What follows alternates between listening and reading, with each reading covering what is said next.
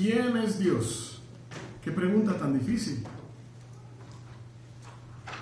¿Quién es Dios? Y qué pregunta tan poderosa.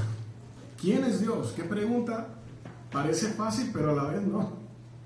¿Quién es Dios? Estamos iniciando la serie de fundamentos. Esta misma enseñanza se va a profundizar en la Escuela de Líderes este martes. Porque nos es necesario, hoy más que nunca, comprender a grandes rasgos los principios de Dios. ¿Cómo Dios obra? ¿Quién es Dios? Muchas personas utilizan el nombre de Dios en vano. Muchas personas hablan de Dios como si fuera de cualquier cosa o cualquier persona, cualquier ser. La Biblia en su tercer mandamiento, en los 10 mandamientos, el tercer mandamiento es no poner el nombre de Dios en vano.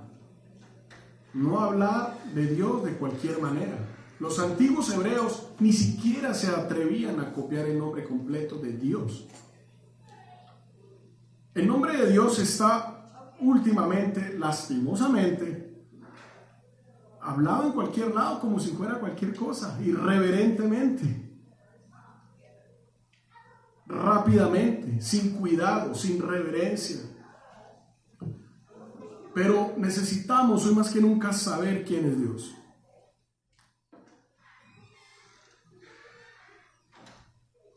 En el credo apostólico, ahorita cantamos algo del credo. Creo en nuestro Dios el Padre, en su Hijo, Cristo el Rey, creo en el Espíritu Santo. Hay una parte del credo apostólico que fue promulgado en el año 325 después de Cristo. 4 siglos después de que Jesucristo muriera, la iglesia lanzó un credo apostólico, un credo, una doctrina sintetizada, resumida. Después de 4 largos siglos, donde la iglesia combatió la herejía, las falsas enseñanzas, donde combatió que algún líder de la iglesia cristiana decía que Dios era solo espíritu, o que Dios era solo, Jesús era solo carne, que Jesús, por ejemplo, decían cualquier cosa de disparates, que Jesucristo no subió al cielo, sino que se quedó por ahí vagando entre el mundo. Habían doctrinas erradas. Y la iglesia cristiana en los primeros siglos luchó contra todos estos vientos de doctrina. Yo creo que el panorama hoy en día no es nada diferente, ¿cierto? Todavía se sigue, mucha gente habla en nombre de Dios, que Dios está allí, que Dios me habló, que Dios me reveló algo. Incluso hay líderes cristianos que se dicen ser Dios. Pues en ese tiempo también habían líderes cristianos supuestamente que decían, yo soy Dios, yo soy la obra de Dios. Mírenme a mí, y insuflados por el orgullo engañaban a tanta gente diciendo que era la segunda copia de Dios o de Jesucristo mismo. Pues déjenme decirles que hoy en día también hay muchas falsas enseñanzas que se alejan totalmente de lo que dice la Biblia.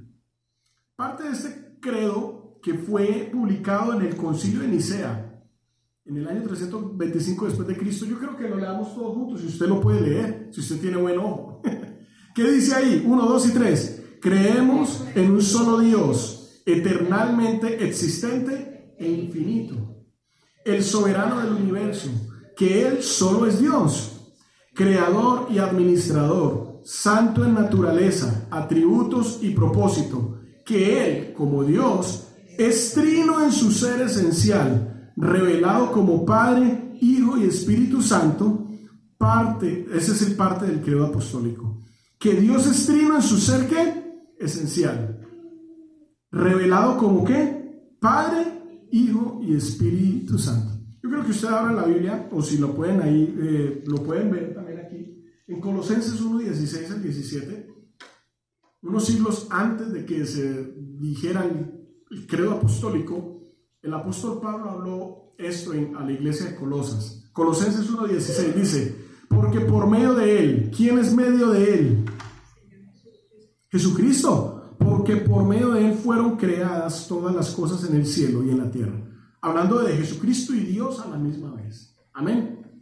En el cielo y en la tierra, visibles e invisibles, sean tronos, poderes, principados o autoridades. Todo ha sido creado por medio de ¿quién? De Él y para Él. Yo creo que ustedes subrayen esta parte. todo ha sido creado para que nosotros viviéramos ricos aquí. No, todo ha sido creado por Él y para Él. O sea, para la gloria de Él. Él es anterior a todas las cosas, que por medio de Él forman un todo, ¿qué? Coherente. Yo puedo resumir este versículo y antes de yo decirles de las formas en que Dios se ha revelado en la historia, yo quiero que ustedes sepan un concepto fundamental de quién es Dios. Dios es dueño de todo. O sea, Dios es autoridad máxima de todas las cosas que hay en el universo. Arriba en los cielos y abajo en la tierra. He aquí estamos frente a la pregunta más importante y fundamental de la vida cristiana y por la cual tantas iglesias no hacen hincapié. ¿Cómo voy a seguir a alguien que no conozco? Mucha gente sigue a Dios sin saber quién es Él. ¿Cómo voy a proclamar a alguien que no ha sido revelado a mi vida? ¿Cómo voy a decirle a la gente, sigan a Cristo sin yo saber quién es Dios?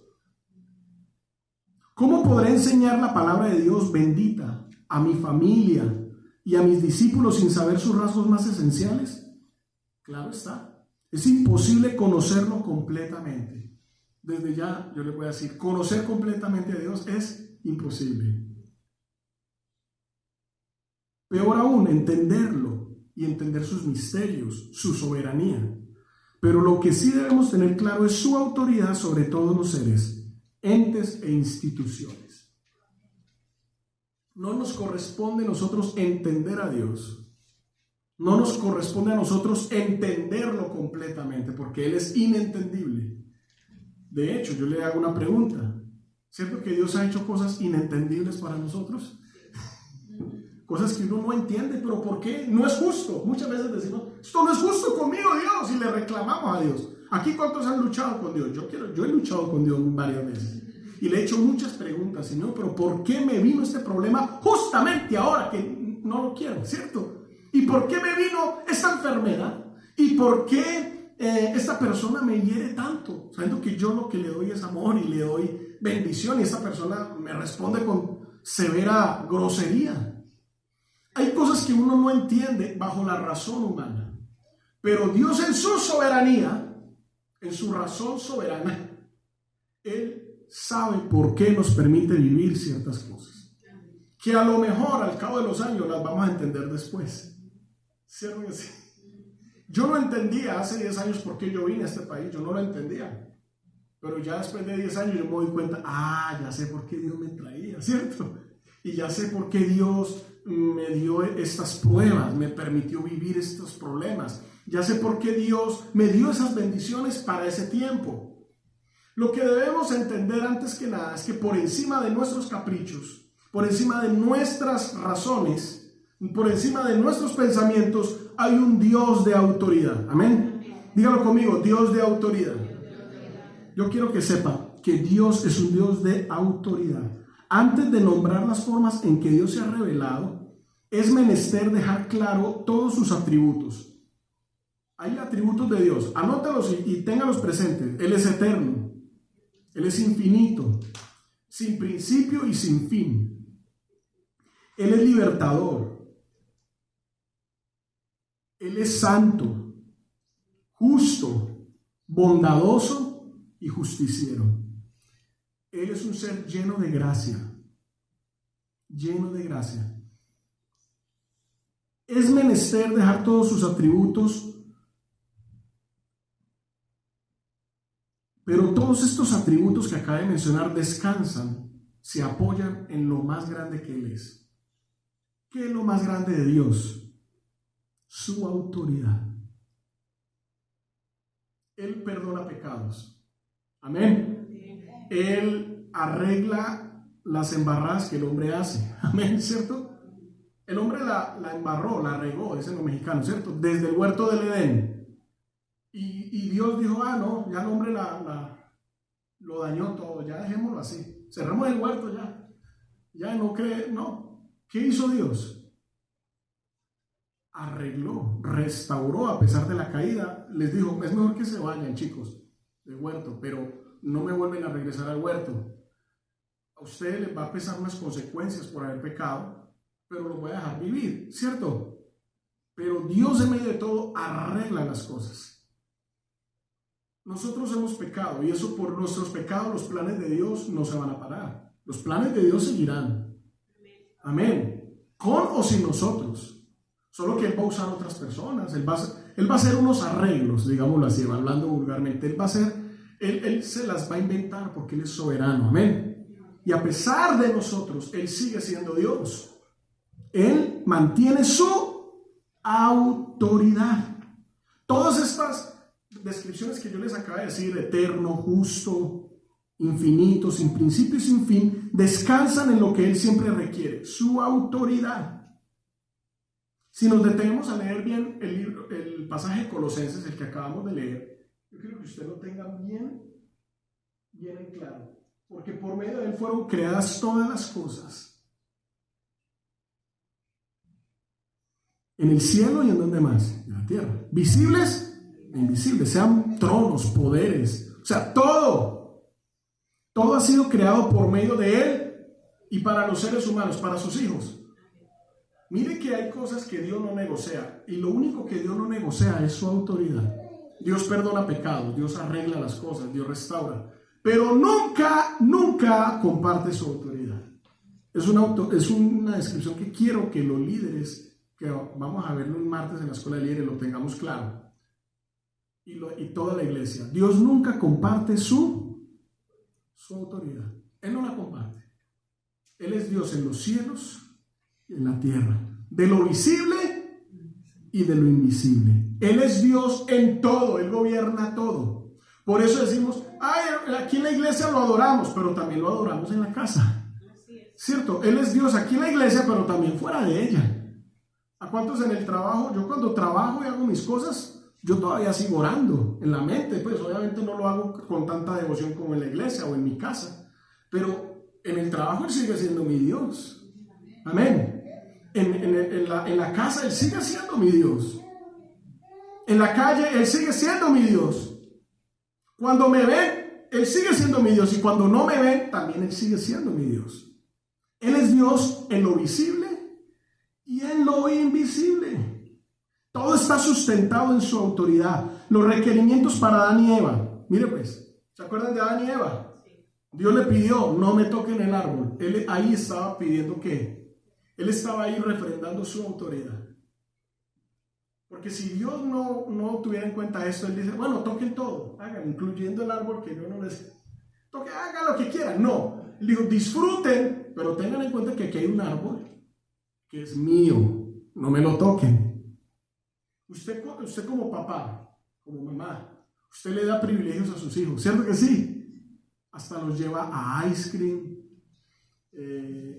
Yo ayer a mi niña las llevé a ice cream. Yo les dije, agarren el cono que quieran, háganle.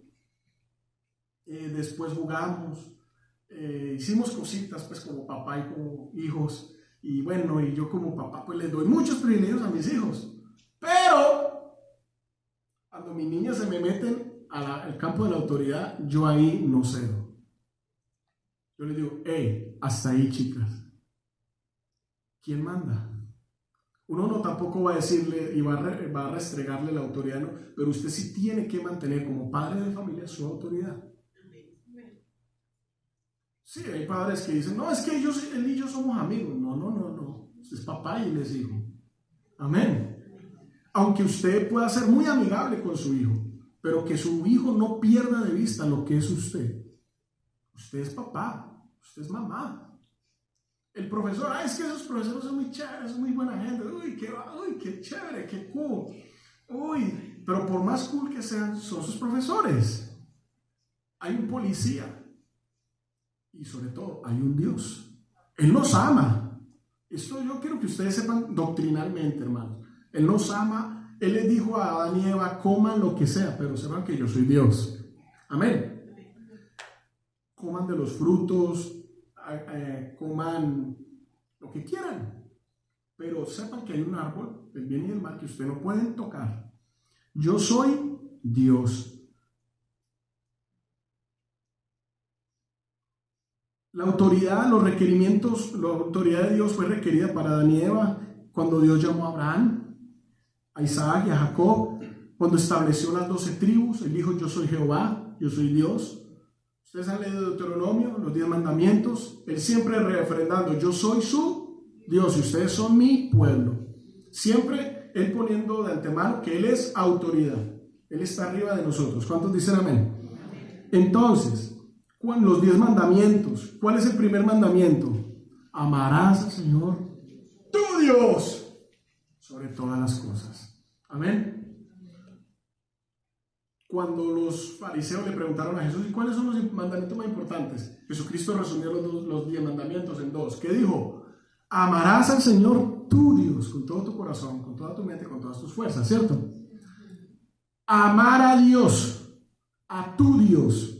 Él es nuestra autoridad. Lo refrendó con Adán y Eva, con Abraham, Isaac y Jacob, con las 12 tribus, los 10 mandamientos, la venida de Jesucristo, la gran comisión.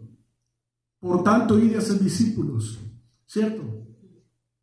Y enseñarles todas las cosas que yo os mando, os he mandado a hacer. O sea, ¿quién nos manda? Una autoridad. Está claro que Dios es nuestra autoridad. Todo cuanto existe en la palabra existe porque Dios requiere que se establezca su autoridad. Vuelvo a Colosenses. Todo ha sido creado por medio de Él y para Él. Hay muchas doctrinas, parecen muy lindas, le soban el hombro a los creyentes, ¿cierto? Oh, Dios creó todo para ti, Dios creó para que tú disfrutaras las cosas. Eso está de segundo o tercer plano, por allá. Pero Colosenses dice que todo ha sido creado por Él y para Él. Jesucristo vino al mundo a morir por nosotros, amén. Pero hay una razón más fuerte que esa.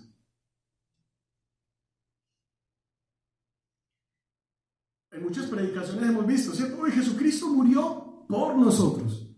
¿Ustedes creen que esa es la única razón?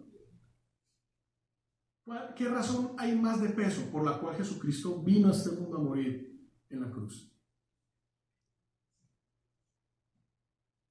Por obediencia a su Padre. Si ustedes leen todos los evangelios, Él nunca movió un dedo o nunca hizo un milagro sin que su Padre se lo autorizara. ¿Sí se acuerdan? Porque yo estoy en el Padre y mi Padre está en mí. Yo no hago ningún movimiento sin mi Padre.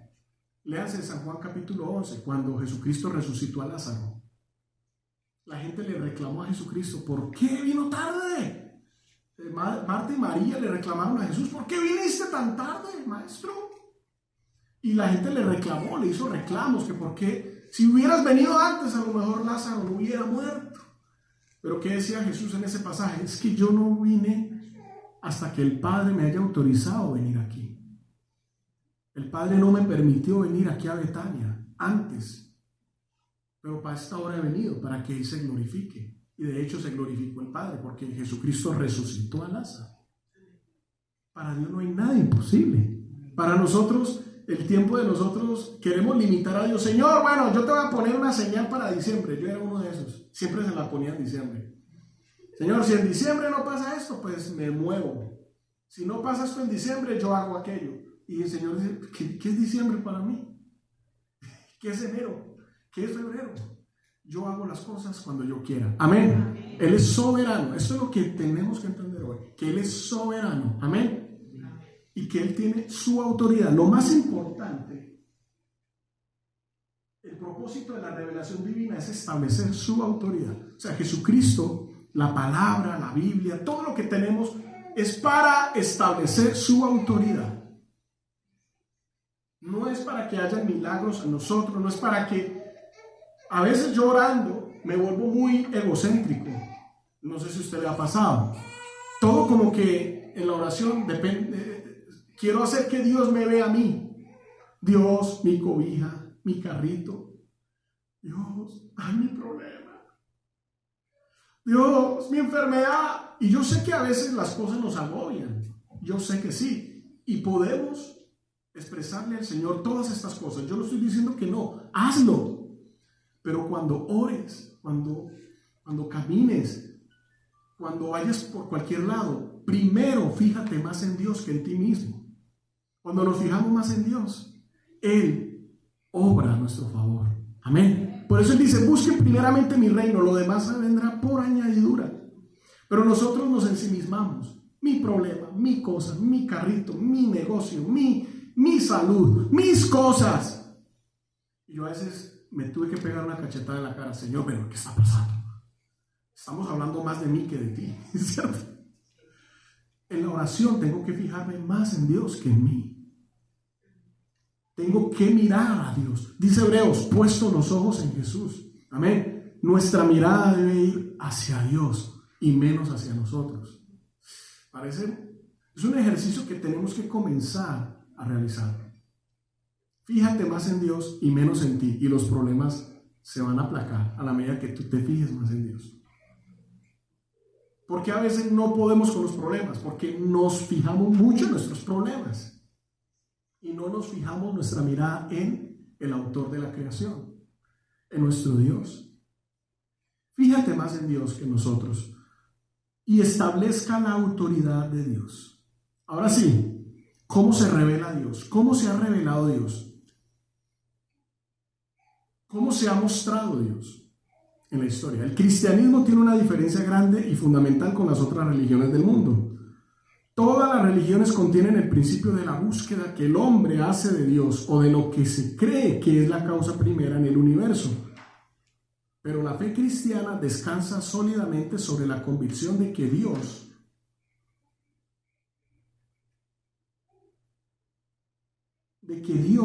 no ha esperado a que el hombre le dé o que el hombre le encuentre, sino que Él ha venido a la raza humana mediante una revelación divina y tuvo su punto culminante con la llegada de su Hijo Jesucristo. ¿Me explico? La fe cristiana se diferencia de otras religiones porque las otras religiones, yo soy estudioso de las religiones, me gusta leer mucho sobre las religiones del mundo. Todas las religiones básicamente se basan en su búsqueda de Dios, de encontrarlo a Él, de saber dónde está Él, de hacer esfuerzos para llamar su atención, cortándome las manos, haciendo sacrificios. Incluso la religión judía cayó en eso. Pero la fe cristiana radica en que nosotros no lo hallamos a Él, sino que Él nos halló a nosotros. Amén. Sino que Él es el autor de nuestra relación con Él. Dígame la verdad, ¿quién quiso estar con Dios? ¿Usted o Dios? O sea, ¿quién quiso estar ahí en la relación? Dios. Si fuera por mí, yo no estuviera. Yo soy un terco, yo soy un rebelde. Si fuera por mí, yo no estuviera ni en la iglesia. Pero Dios, con sus cuerdas de amor, con sus lazos de misericordia, me atrajo hacia Él. La religión no es tanto lo que tú hagas, sino lo que Dios haga. La verdadera religión no son mis sacrificios, ya fue su sacrificio en la cruz. La verdadera religión es la obra de Dios, no la obra nuestra. Él ya lo pagó todo, ya lo hizo todo. Hizo la creación, creó los animales, hizo al hombre, envió a su Hijo Jesucristo, lo ascendió a los cielos, gobierna con Él en su trono y nosotros simplemente tenemos que obedecerle. Él ya lo pagó, Él ya hizo todo. No es necesario que nos rajemos, no es necesario como hacen algunos católicos en Semana Santa que se quitan sus zapatos y caminan descalzo para ir a otra ciudad y se sacan ampollas y creen que con eso Dios va a sentirse impresionado. ¿Qué impresiona a Dios de nosotros? ¿Qué impresiona? Nosotros somos imperfectos. Nosotros somos defectuosos. Mírese físicamente. Yo soy defectuoso físicamente, ¿no? Yo tengo este ojo no veo. Yo soy una persona más o menos enferma. No lo tengo que reconocer. Yo no soy gran cosa. Mucha gente hace cosas sin mí. Nosotros no somos el centro del universo. Me da mucha pena. No somos indispensables. Yo digo, si yo renuncio a mi trabajo, me reemplazan al otro día con otra persona y ya. ¿Quién soy yo? Dijo el salmista David. ¿Quién soy yo para que en mí tú pienses? O sea, Dios. Nos diferenciamos de otras religiones, es por eso, porque es Dios el que hace la obra, no nosotros. o nuestros sacrificios. Ahora, hay tres formas en que Dios se ha revelado. Primero,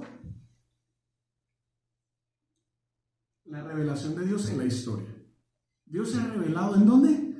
En la historia. Salmo 103:7 dice: sus caminos notificó a Moisés y a los hijos de Israel sus obras. ¿Qué hizo en la historia? La creación, el llamamiento de Abraham y de formar una nación santa, la liberación de los israelitas de Egipto, los 10 mandamientos, el establecimiento de su pacto con Israel en el monte Sinaí, el nacimiento del cristianismo y el establecimiento de las iglesias por el mundo entero. Cada acto histórico debe mostrar el propósito de Dios, incluso los actos históricos seculares, no solamente los bíblicos, los actos históricos seculares y no bíblicos. Por ejemplo, han visto el holocausto con los nazis allá en Alemania, en Europa, en la Segunda Guerra Mundial, las guerras mundiales, las pandemias. Dios habla por medio de las guerras. Dios habla por medio de una pandemia. Dios se revela en todos estos actos de la historia. Entonces, Dios, la primera revelación de Dios es ¿en dónde? En la historia. Amén. La historia nos muestra y nos confirma que hay un creador, que hay un Dios ulterior, presente en todas las cosas que hay en el mundo y que tiene un propósito en cada guerra, en cada pandemia, en cada gobierno, en cada estado, en cada país. Dios se revela por medio ¿de dónde? De la historia. La segunda forma en que Dios se ha revelado es a través ¿de quién? De Cristo. Y es la revelación más pura y más directa de Dios al hombre. ¿Quién es Dios? Ya lo hablamos, ¿cierto? Es un ser invisible, creador de los cielos y de la tierra, que está presente en las cosas visibles e invisibles. Que Él es soberano, Él es justo, eterno, y sobre todo Él establece su autoridad por encima de cualquier cosa. Él puede amarte, Él puede pasarte ciertas cosas, tolerarte incluso, pero Él nunca pone su autoridad en tela de juicio. Su autoridad es lo más importante. Ya vimos que Dios se revela en la historia, pero también es Dios revelado a través ¿de quién? De Jesucristo. Hebreos 1 del 1 al 13. Hebreos 1 del 1 al 13 dice, del 1 al 3: Dios hablando muchas veces y de muchas maneras en otro tiempo a los padres por los profetas. ¿Sí ve? Dios hablando de muchas maneras y muchas veces en la historia, ¿cierto? En estos postreros días, o sea, en la época en que Jesucristo vino, Hebreos fue escrito por allá, por el año 50 después de Cristo. Por estos tiempos, Dios nos ha hablado por el Hijo. Dios nos ha hablado por medio ¿de quién? Por el Hijo, a quien constituyó heredero de todo y por quien asimismo hizo el universo. Por quien asimismo hizo el universo. O sea que Dios hizo el universo no solamente para nosotros, sobre todo lo hizo para su Hijo Jesús. O sea, nosotros a veces somos muy egocéntricos. Ay, Dios nos hizo todo esto para nosotros. Amén. Lo aprovechamos por el derecho, ¿cierto? Pero Dios hizo eso para Él mismo. Para Jesús mismo. El universo.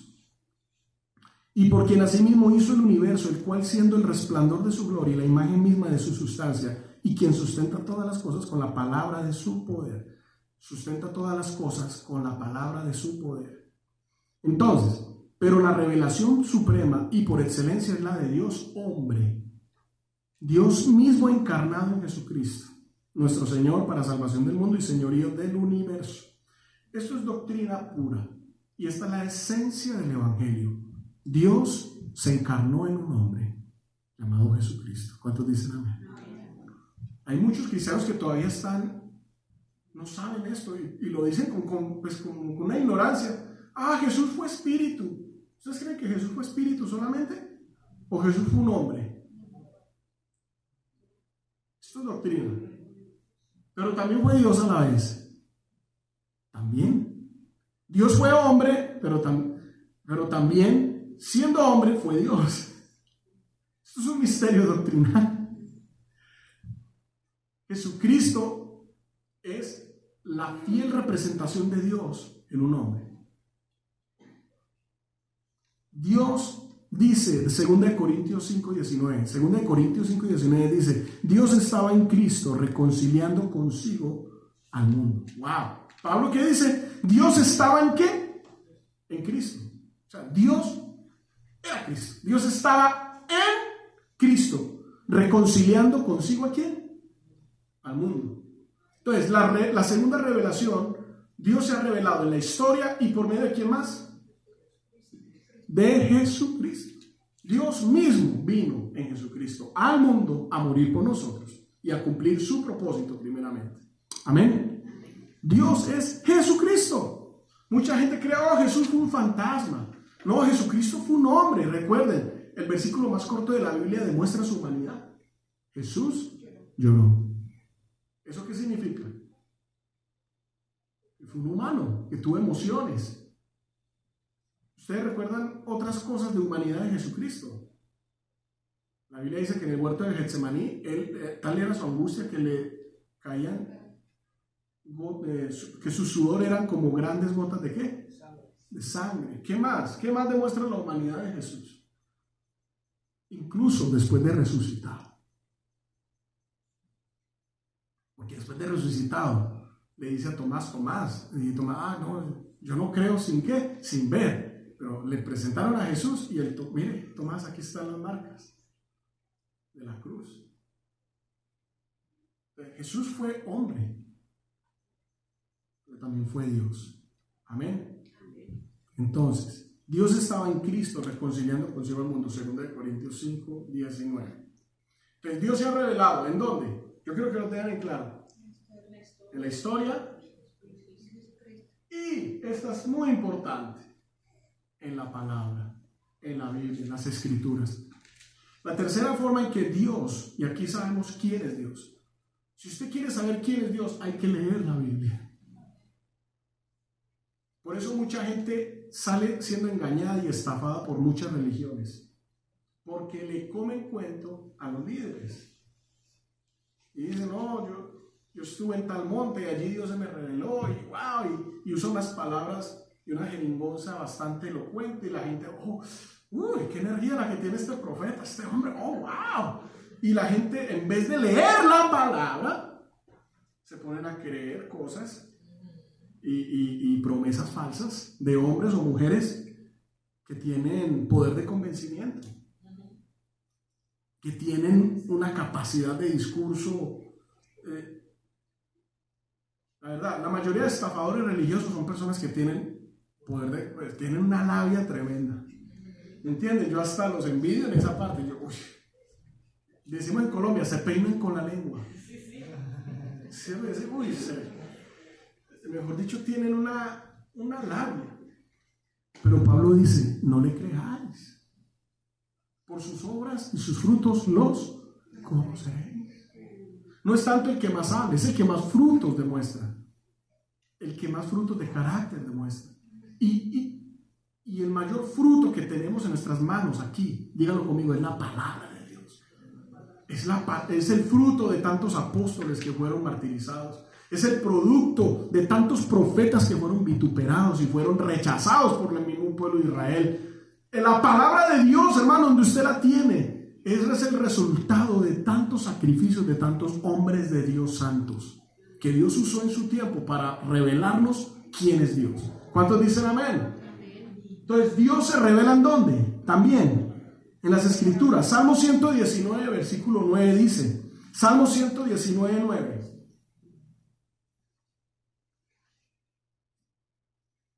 Salmo 119, 9 dice, ¿cómo puede el hombre llevar una vida íntegra?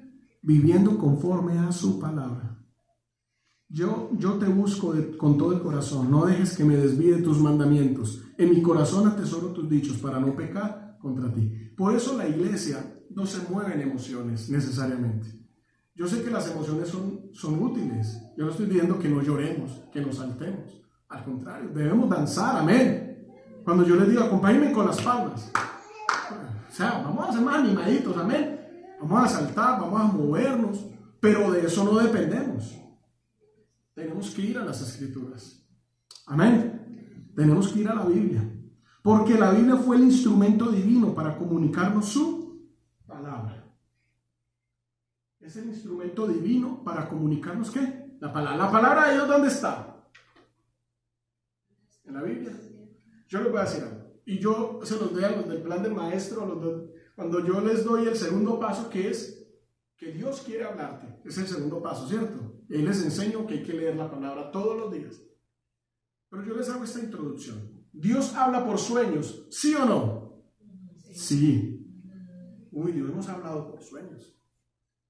Dios nos habla por medio de una visión. Sí, claro. Eso es verídico. Dios nos habla por medio de una profecía. Sí. Dios nos habla por medio de un amigo. Sí. Dios nos habla por medio del papá, la mamá.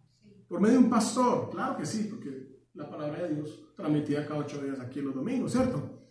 Pero todas esas voces que dicen ser de parte de Dios tienen que estar sustentadas en la palabra escrita. Amén.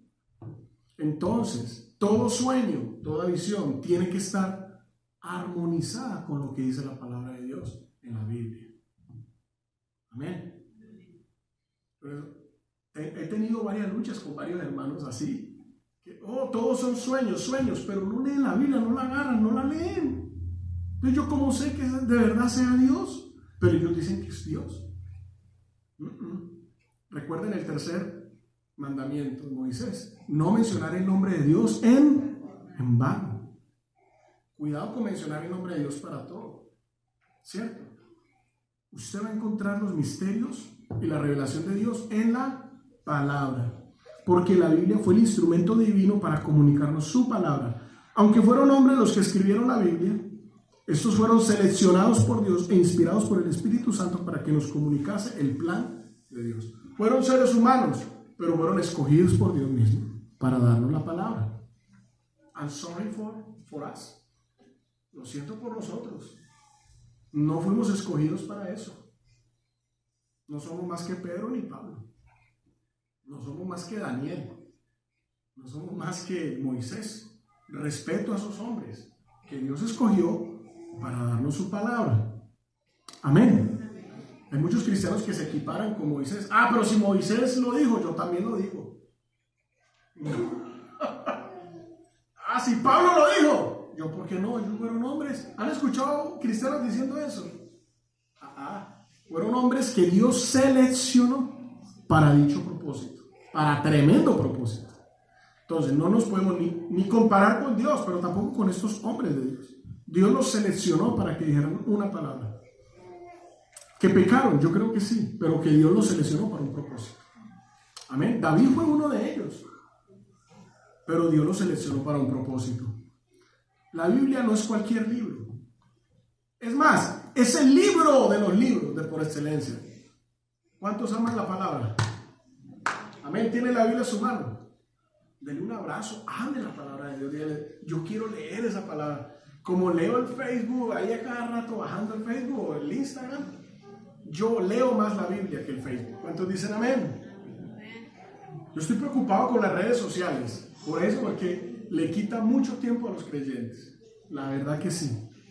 La Biblia no es cualquier libro, es el libro de los libros. Debemos estudiar la Biblia, escudriñarla y más aún, obedecerla.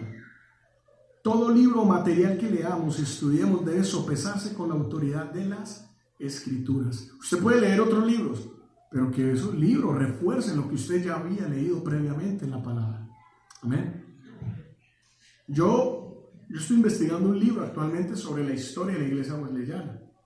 Dios me está dando el privilegio de escribir esta historia de la denominación wesleyana en América Latina. Tengo que visitar varios países el próximo año para investigar esta historia. Pero aunque tengo que leer muchos libros para investigar este libro, yo siempre le digo a Dios, Señor, que primeramente lea tu palabra. Tu palabra va primero que otros libros. Amén. Es la palabra de Dios. Aleluya. ¿Quién es Dios? Ahí donde estás. Dile, Señor, gracias te doy, porque ya tú te has revelado. Ya tú nos has dado la historia, nos has dado al Hijo de Dios y nos has dado la palabra para que conozcamos tu autoridad y que tú eres un Dios soberano, inmutable, tú no cambias. Tú eres el mismo ayer, hoy y por los siglos. Que tú eres Dios de lo visible y de lo invisible. Dice la palabra de Dios en Proverbios 1:7, y con esto quiero terminar. Díganlo conmigo, el principio de la sabiduría es el temor a Dios. Señor, para yo alcanzar cualquier cosa en este mundo, para que me vaya bien, primeramente debo temerte. No tenerte miedo, pero sí temerte. Tenerte reverencia. Tenerte en la mejor estima de todos. La persona más importante en el mundo eres tú, Señor. Tú eres mi Dios. Y quiero que mi familia también lo sepa. Mis hijos, mi esposa, mi esposo, mis familiares, todos sepan que tú eres mi Dios. Mi casa y yo serviremos a nuestro Dios. Te damos gracias, Señor. Ahí donde estás, haga un voto con Dios. Ahí donde estás, dígale, Señor, yo quiero que tú seas mi Dios. Tú eres el primero en mi vida. Perdóname por reemplazarte con otras actividades, con otras personas, pero yo quiero que tú seas mi Dios. Yo soy tu hijo. Tú eres nuestro Dios y nosotros somos tu pueblo. Te damos gracias, Señor. En el nombre de Jesús. Amén. Demos un aplauso a nuestro Señor.